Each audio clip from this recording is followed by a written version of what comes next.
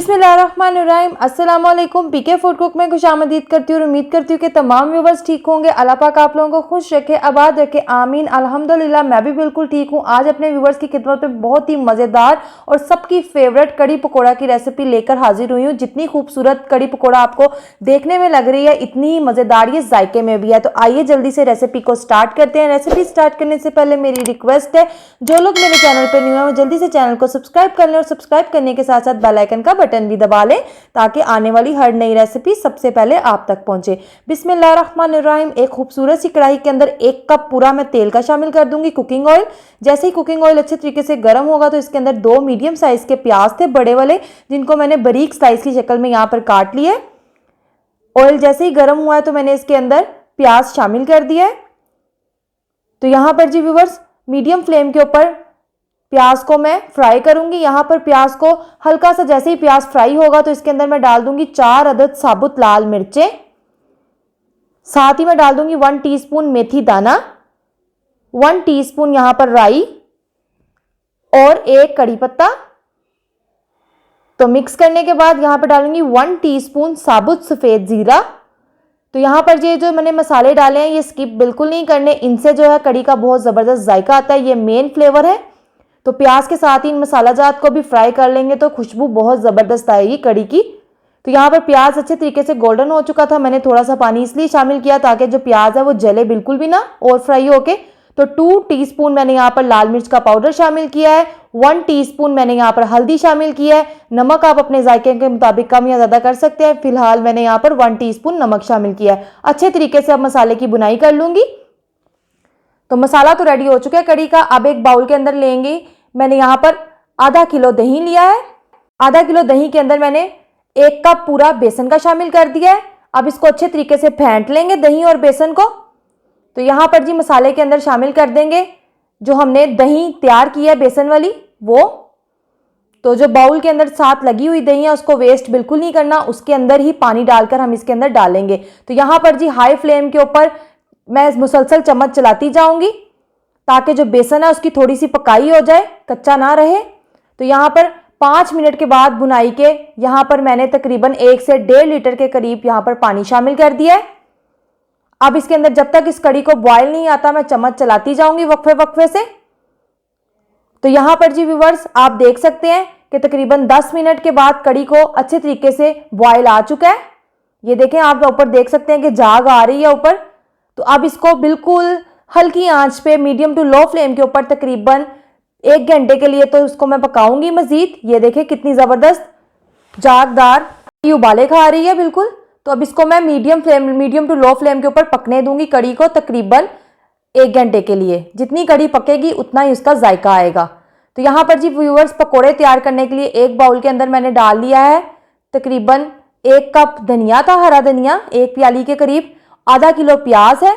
प्याज यहाँ पर मैंने बहुत बारीकी से काटा है और स्लाइस, लंबे लंबे स्लाइस की शक्ल में काटा है, क्योंकि प्याज जितने ज़्यादा पकौड़ों के अंदर होंगे उतने ही ज़्यादा जो पकौड़े हैं वो बहुत ज़्यादा क्रिस्पी बनते हैं और जायके में भी बहुत ज़्यादा लाजवाब बनते हैं।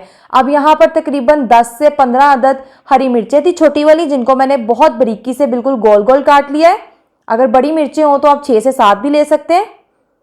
हरा धनिया यहाँ पर 1 प्याली के करीब था और प्याज आधा किलो के करीब था और यहाँ पर हरी मिर्चें मैंने शामिल किया। अब इन तीनों चीज़ों को अच्छे तरीके से मिक्सिंग करने के बाद इसके अंदर मैं स्पाइसेस शामिल करूंगी।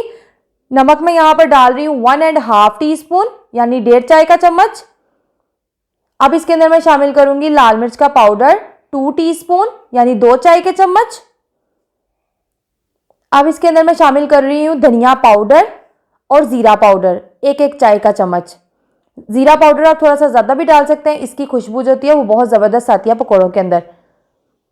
तो यहाँ पर जी थोड़ी सी मैंने डाल दी है कश्मीरी लाल मिर्च, 1/2 टीस्पून का, अगर आपके पास नहीं है तो आप स्किप भी कर सकते हैं। और 1 टेबल स्पून यहाँ पर मैंने शामिल कर दिया है साबुत धनिया, साबुत खुश्क धनिया।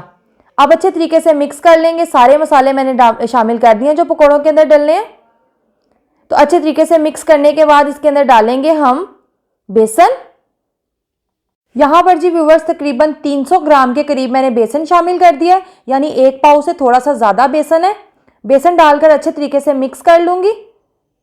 चम्मच की मदद से अच्छे तरीके से मिक्स करके सारा बेसन जैसे ही मिक्स हो जाएगा सारे मसाले के साथ बेसन, तो इसके अंदर थोड़ा थोड़ा करके मैं पानी शामिल करती जाऊंगी, क्योंकि हमने इसका बैटर है जो वो ज़्यादा पतला भी नहीं बनाना और बहुत ज़्यादा गाढ़ा भी नहीं बनाना, बिल्कुल रनी सा बैटर इसका बनाना है। तो यहाँ पर तकरीबन मैंने 1 गिलास के करीब पानी डाला है, बिल्कुल थोड़ा थोड़ा करके। तो यहाँ पर फाइनली तौर पर अच्छे तरीके से पानी डालकर बेसन को मैंने मिक्स कर लिया। आप इसकी फाइनल लुक देख सकते हैं कि बैटर कितना ज़बरदस्त तैयार हुआ है, रनी सा, ना ज़्यादा गाढ़ा ना ज़्यादा पतला। तो यहाँ पर जी तकरीबन 1 घंटा हो चुका है और जो कड़ी है वो काफ़ी ज़्यादा मिकदार में कम हो चुकी है, पक पक के आप देख सकते हैं, और गाढ़ी होना स्टार्ट हो गई है। तो अब पकौड़ों को जल्दी से फ्राई कर लेते हैं। ऑयल को मैंने अच्छे तरीके से गर्म कर लिया है यहाँ पर। तो गर्म करने के बाद ऑयल को मैंने नीचे से फ्लेम जो है वो बिल्कुल मीडियम रख ली है, और मीडियम फ्लेम के ऊपर एक एक चम्मच करके पकौड़ों का बैटर डालती जाऊंगी, और ज़बरदस्त से पकौड़े जो हैं क्रिस्पी से पकौड़े फ्राई हो जाएंगे। तो यहाँ पर एक एक चम्मच सारा बैटर डालने के बाद थोड़ी देर के बाद जैसे ही थोड़ा सा पकौड़ों का बैटर हार्ड होगा तो इनकी साइड को मैं चेंज कर लूँगी, और खूबसूरत सा इनको कुरकुरा सा गोल्डन फ्राई हमने करना है पकौड़ों को। तो ये देखिए कितने ज़बरदस्त माशाल्लाह से पकौड़े तैयार हुए हैं। तो यहाँ पर जी दोनों साइडों से पकोड़े जो हैं वो गोल्डन होना हो गए हैं। अब इनको थोड़ा सा कुरकुरा करने के लिए और थोड़ा सा फ्राई करेंगे, और माशाल्लाह से खूबसूरत से पकोड़े फ्राई हो चुके हैं। इसी तरीके से मैं सारे पकोड़े इसी तरीके से फ्राई कर लूँगी। तो यहाँ पर जी व्यूवर्स माशाल्लाह से कड़ी हमारी रेडी हो चुकी है। तो अब इसके अंदर मैं सारे पकोड़े डाल दूँगी और थोड़े से बचा लूँगी, क्योंकि ये पकोड़े बहुत ज़्यादा जायके में लाजवाब बने हैं। तो आप इसको वैसे भी ट्राई कर सकते हैं, इस पकोड़े की रेसिपी को, बहुत ही क्रिस्पी और कुरकुरे से बने हैं। तो अब यहाँ पर अच्छे तरीके से पकोड़ों को मैं कड़ी के अंदर मिक्स कर लूँगी। तो यहाँ पर जी व्यूवर्स आप देख सकते हैं कि माशाल्लाह से कड़ी जो है वो इतनी ज़्यादा गाढ़ी नहीं बनाई, क्योंकि अगर कड़ी को आप पकाते पकाते इतना गाढ़ा कर लेंगे तो पकोड़ों के साथ बिल्कुल भी अच्छी नहीं लगेगी। जब भी कड़ी को तैयार करते हैं तो थोड़ा सा उसको इस तरह रखनी चाहिए कि जो जो वक्त गुजरता जाए कड़ी ठंडी होती जाएगी तो खुद ब खुद गाढ़ी होती जाएगी। यहाँ पर लास्ट में मैंने 1 टीस्पून गरम मसाला पाउडर शामिल कर दिया है। जैसे ही गरम मसाला पाउडर शामिल करने के बाद मैंने इसको चम्मच की मदद से अच्छे तरीके से कड़ी को मिक्स कर लिया है। अब इसको मैं कवर अप करके 5 मिनट के लिए दम लगाऊंगी कड़ी को, बिल्कुल लो फ्लेम पर।